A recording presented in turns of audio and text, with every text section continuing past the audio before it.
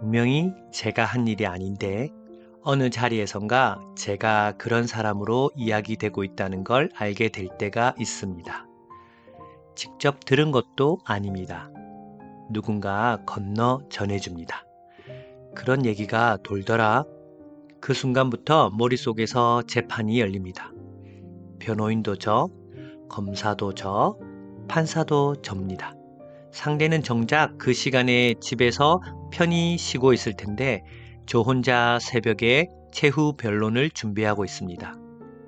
아니, 그게 아니라 이 한마디로 시작된 문장이 머릿속에서 수십 번을 고쳐 쓰입니다. 그런데 살다 보면 이상한 장면들을 보게 됩니다. 아무 말도 하지 않는 쪽이 오히려 더 단단해 보였던 순간들. 길게 설명한 사람이 작아지고 입을 다문 사람이 커졌던 순간들. 오늘은 그 이야기를 해보려 합니다. 설명하지 않을 용기, 그리고 침묵이 가진 조용한 힘에 대하여. 안녕하세요. 내 안을 걸을 때 길이 보인다 호도스 위드인입니다. 누군가 나를 오해하면 우리는 거의 반사적으로 입을 엽니다. 바로 잡고 싶습니다. 그건 아주 자연스러운 마음입니다. 그런데 그 마음을 조금만 더 들여다보면 한 가지 사실이 드러납니다. 해명의 상당 부분은 사실 상대를 위한 게 아니라는 것입니다. 그건 나를 위한 것입니다. 더 정확히 말하면 불편한 나를 달래기 위한 것입니다. 오해받은 채로 가만히 있는 일은 생각보다 견디기 어렵습니다. 내 이미지가 내 손을 떠나 저 혼자 굴러다니는 느낌. 내가 어쩌지 못하는 상황, 그 통제할 수 없다는 감각이 우리를 불편하게 만듭니다. 그래서 우리는 말을 합니다. 말을 하면 적어도 무언가를 하고 있다는 느낌은 드니까요. 그러니 첫 번째 질문은 이겁니다. 지금 나는 진실을 바로잡으려는 걸까? 아니면 이 불편함에서 벗어나고 싶은 걸까?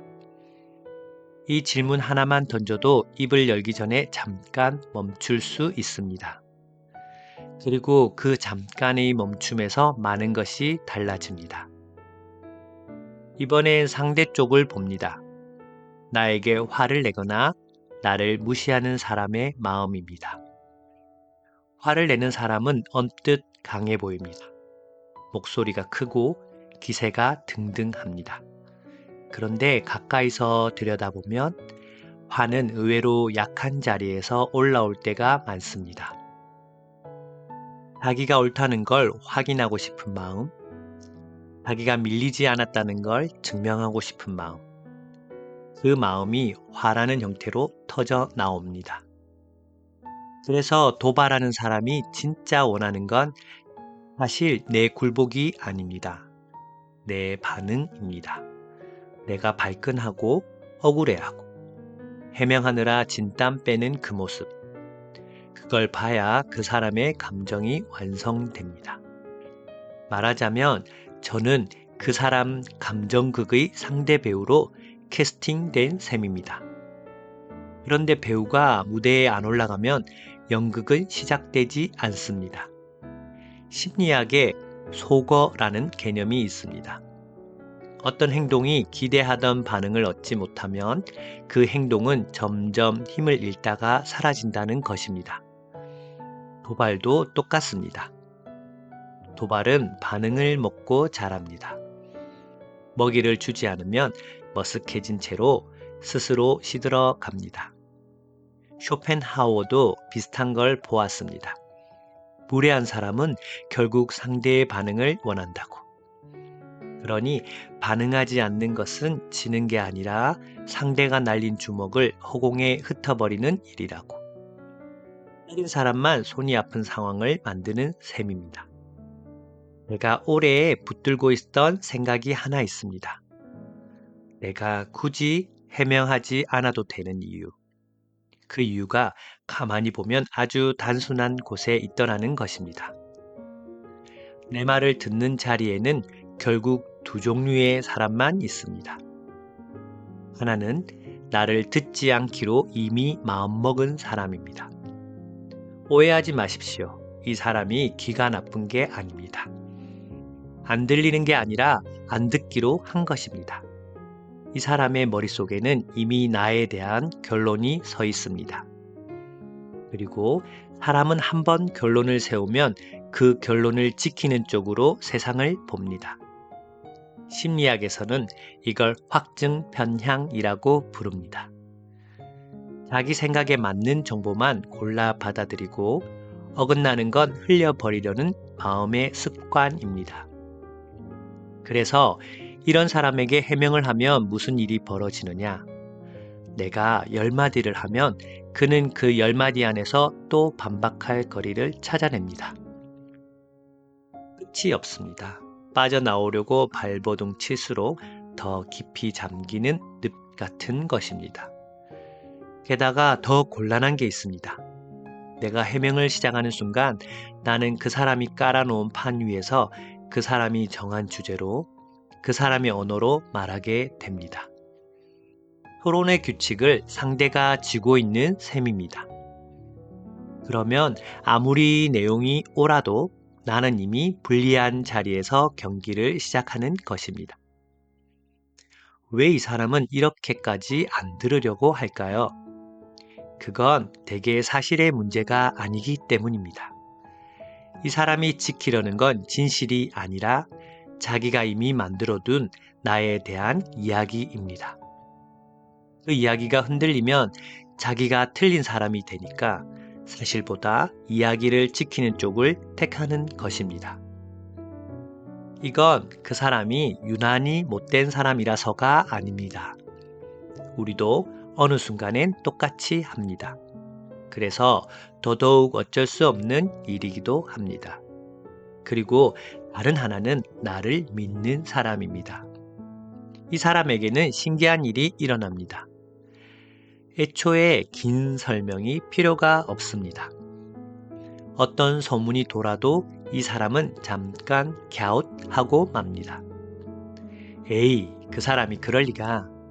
그가 아는 나는 그런 사람이 아니니까요. 그는 내 말 한마디가 아니라 내가 그동안 살아온 시간 전체를 증거로 가지고 있습니다. 그 신뢰는 오늘 내가 하는 해명 몇 마디로 쌓인 게 아니라 오랜 시간에 걸쳐 쌓인 것입니다. 그러니 오늘의 소문 하나로 무너지지도 않습니다. 오히려 이런 사람 앞에서 내가 너무 길게 해명하면 어떻게 될까요? 가끔은 욕효과가 납니다. 왜 이렇게까지 설명하지? 뭔가 찔리는 게 있나? 안 해도 될 변명이 없던 의심을 만들어내기도 합니다. 깨끗한 사람이 굳이 결백을 길게 증명하려 들면 보는 사람이 오히려 더 갸웃하게 되는 법입니다. 그러면 좀 이상한 결론에 도달합니다. 긴 해명이 정말로 필요한 사람은 사실 거의 없습니다. 나를 듣지 않을 사람에게는 소용이 없고 나를 믿는 사람에게는 필요가 없습니다. 그 사이에서 우리는 대체 누구를 향해 그렇게 열심히 변론하고 있었던 걸까요? 물론 누군가는 이렇게 물으실 겁니다. 그럼 아직 나를 잘 모르는 사람은요? 듣지 않기로 한 것도 아니고 믿어주는 것도 아닌 그 중간의 사람들은요? 좋은 질문입니다. 그리고 바로 여기에 침묵이 가진 가장 우아한 비밀이 있습니다. 그 중간에 있는 사람들은 사실 내 말보다 내 모습을 봅니다. 내가 뭐라고 해명하는지보다 내가 그 상황에서 어떻게 처신하는지를 봅니다. 누군가 나를 흔드는데 내가 같이 흔들리며 길게 변명하면 중간에 있던 사람도 뭐가 있나 하고 슬쩍 기울어집니다. 그런데 내가 담담하게 흔들리지 않고 굳이 구구절절 설명하지 않으면 그 모습 자체가 가장 강력한 한 문장이 됩니다. 말로 하는 결백 주장보다 흔들리지 않는 태도가 더 설득력이 있습니다. 시간이 지나면 중간에 있던 사람들은 대개 진실 쪽으로 천천히 옮겨옵니다. 진실에는 그런 힘이 있습니다. 내가 급하게 증명하지 않아도 시간이 대신 증인이 되어 줍니다.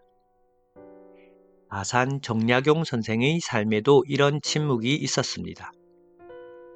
선생은 천주교 사건에 휘말려 무려 18년을 강진의 유배살이로 보냈습니다. 억울함을 따지자면 끝이 없는 세월이었습니다. 유배 8년째 되던 해 맏아들 학연이 편지를 보내왔습니다. 임금이 행차하실 때 그 앞을 막고 징을 울려 아버지의 억울함을 직접 호소하겠다는 것이었습니다. 아버지의 누명이 벗겨져야 자식들도 비로소 벼슬길에 나설 수 있었으니 아들로서는 절박한 마음이었을 것입니다. 그러나 다사는 그 간곡한 청을 만류합니다. 그러지 말고 때를 기다리라고. 하찮은 일로 구차하게 애걸할 수는 없다고. 그리고 실제로 선생은 18년 유배 기간 내내 단 한 번도 자신의 억울함을 풀어달라는 탄원을 올리지 않았습니다. 변명하지 않고 호소하지 않고 다만 묵묵히 책을 읽고 글을 쓰며 그 시간을 자기 안으로 받아들였습니다. 떠들어 결백을 증명하는 대신 살아온 행실과 남긴 저술로 답한 셈입니다. 8세기 프랑스의 디누아르 신부는 침묵의 기술에서 더 간단하게 말했습니다. 침묵보다 나은 할 말이 있을 때만 입을 열라. 바꿔 말하면 침묵보다 못한 말이라면 차라리 삼키라는 것입니다. 솔직히 우리가 아는 해명의 절반쯤은 이 기준에 한번 걸어보면 슬그머니 걸립니다. 그렇다면 침묵은 그냥 가만히 있는 텅 빈 상태일까요? 아닙니다. 입을 다문 그 순간에도 안에서는 여러 가지가 움직입니다. 첫째, 상대는 나를 읽지 못하게 됩니다. 말을 아끼는 사람 앞에서 상대는 내 속을 가늠하기 어려워집니다. 내가 무슨 생각을 하는지 모르니 함부로 단정하지 못하고 조심스러워집니다. 패를 보여주지 않는 사람과는 누구도 쉽게 게임을 걸지 못합니다. 둘째, 침묵은 무언의 거울이 됩니다. 내가 받아치지 않으면 상대는 방금 자기가 한 말을 혼자서 다 듣게 됩니다. 받아치는 사람이 있으면 싸움에 정신이 팔려 모르는데 아무도 받아주지 않으면 자기 목소리가 빈방에 울립니다. 벽한 마리수록 메아리가 없는 자리에서 더 크고 어색하게 들립니다. 금은 그 어색함이 내가 100마디 하는 것보다 상대를 더 멈칫하게 만듭니다. 셋째, 침묵은 경계선입니다. 불쾌한 말에 억지로 웃어주거나 받아주지 않고 조용히 있는 것은 여기서부터는 내 영역입니다라는 분명한 선긋기입니다. 큰 소리 없이도 넘어오지 말라는 말을 할 수 있습니다. 그래서 저는 침묵을 이렇게 새깁니다. 침묵은 도망이 아니라 거리입니다. 상황과 나 사이에 한 뼘의 공간을 두는 일. 그리고 그 한 뼘의 공간이 생기는 순간 신기하게도 상황이 훨씬 또렷하게 보이기 시작합니다. 너무 가까이 붙어 있으면 아무것도 안 보이는데 반걸음만 떨어지면 비로소 전체가 보입니다. 여기서 오늘 가장 중요한 말을 하려 합니다. 어쩌면 앞의 모든 이야기는 이 이야기에 대한 준비였는지도 모릅니다. 침묵을 상대를 이기는 무기로 쓰는 순간 우리는 다시 함정에 빠집니다. 무슨 말이냐면 이런 침묵이 있습니다. 입은 다물고 있는데 머릿속은 쉴 새 없이 돌아갑니다. 내가 이렇게 조용히 있으면 저 사람이 당황하겠지? 후회하겠지? 내가 만만한 사람이 아니란 걸 알게 되겠지? 겉으로는 고요한데 속으로는 계산기를 두드리고 있는 것입니다. 이건 침묵의 모양을 한 또 다른 반응입니다. 입만 닫았을 뿐 마음은 여전히 그 사람에게 단단히 붙들려 있습니다.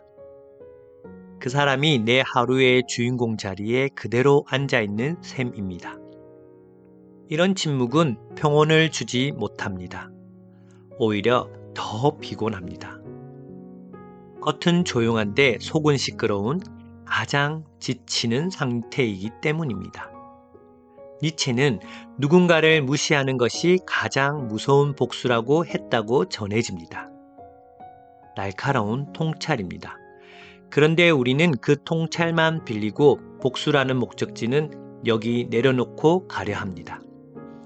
왜냐하면 복수를 위한 침묵은 결국 상대를 내 마음 한가운데에 계속 모셔두는 일이기 때문입니다. 복수를 하려면 상대가 어떻게 반응하는지 계속 살펴야 합니다.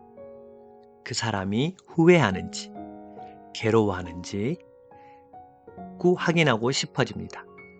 그러면 나는 침묵하면서도 여전히 그 사람의 표정을 쫓으며 살게 됩니다. 이게 정말 자유일까요? 진짜 침묵은 상대를 이기기 위한 것이 아닙니다. 상대에게 빼앗겼던 내 마음을 조용히 나에게로 다시 데려오는 일입니다. 그가 화를 내든 나를 무시하든 뒤에서 뭐라 하든 그건 그의 마음 안에서 일어나는 그의 일입니다. 그의 감정은 그의 몫이고 나의 평온은 나의 몫입니다. 거기에 내 하루치 평온을 통째로 내어줄 이유가 없습니다. 솔직히 그렇게 내어주기엔 내 하루가 너무 아깝습니다. 여기서 한 가지는 꼭 구분하고 가야 합니다. 이 침묵은 미워서 외면하는 것과 다릅니다. 차갑게 등을 돌리고 속으로 칼을 가는 것은 앞서 말한 계산하는 침묵으로 도로 돌아가는 일입니다. 그것도 결국 마음을 빼앗기는 것입니다. 제가 말하는 침묵은 그보다 따뜻한 쪽입니다. 미워하지 않고 그저 흘려 보내는 것. 저 사람은 저럴 만한 사정이 있겠지 하고 가볍게 놓아주는 것. 손에 꽉 쥐고 있던 것을 펴서 바람에 날려 보내는 것에 가깝습니다. 미움은 무겁습니다. 미움은 그 사람을 계속 등에 업고 다니는 일이니까요. 그런데 흘려보내는 침묵은 가볍습니다. 등에서 내려놓는 일이기 때문입니다. 그러니 누군가 나를 흔들려 할 때 침묵하되 미워하지는 마십시오. 받아치지 않되 등에 업지도 마십시오. 그 사람을 내 마음의 새방에서 조용히 내보내는 것. 거기까지가 침묵의 진짜 완성입니다. 정리해 보겠습니다. 누군가 나를 오해하고 화를 내고 무시할 때 먼저 한 박자 멈춰 봅시다. 그리고 두 가지를 물어봅니다. 이 사람은 들을 사람인가? 아닌가? 그리고 이 말은 진실을 위한 것인가? 내 불편함을 덜기 위한 것인가? 대답이 분명하지 않다면 가장 좋은 대응은 침묵일 때가 많습니다. 응해 보이려고가 아닙니다. 그 편이 나를 덜 닳게 하기 때문입니다. 그리고 침묵하기로 했다면 딱 거기까지만 하십시오. 그가 그걸 어떻게 받아들일지까지 붙들고 끙끙대지 마십시오. 받아들이는 건 그의 몫입니다. 그 몫까지 내가 떠안으면 입은 닫았는데 마음은 다시 열어준 셈이 됩니다. 설명하지 않아도 되는 사람 앞에서는 설명하지 않고 들어주지 않을 사람 앞에서는 애쓰지 않는 것. 그리고 무엇보다 그 어느 쪽에도 내 평온을 통째로 내어주지 않는 것. 그것이 말을 아끼는 일이 가진 조용하지만 분명한 힘입니다. 저의 한 가지 바람이 있습니다. 여러분이 자신 안으로 깊이 뿌리내려 흔들리지 않는 단단함을 스스로 이루어 가시는 것입니다.